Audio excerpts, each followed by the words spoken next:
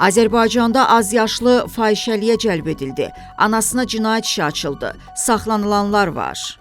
Yardımlıda məktəbliyə qarşı cinsi zorakılıq və fahişəliyə cəlb edilmə faktı qeydə alınıb.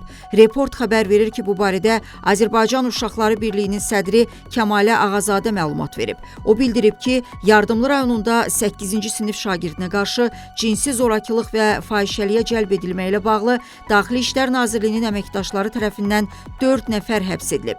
Həmçinin azyaşlının anasına Cinayət Məcəlləsinin 171-ci maddəsi ilə cinayət işi açılıb. Digər şübhəli şəxslərlə bağlı da istintaq işi aparılır. Azyaşlı reabilitasiyaya cəlb ediləcək, sığınacağa yerləşdiriləcək. Daxili İşlər Nazirliyinin Mətbuat Xidmətinin Lənkəran regional qrupundan reporta faktı təsdiqləyiblər. Qeyd olunub ki, faktla bağlı başlanılan cinayət işi üzrə istintaq hərəkətləri davam etdirilir, hadisənin təfərrüatları açıqlanmayıb.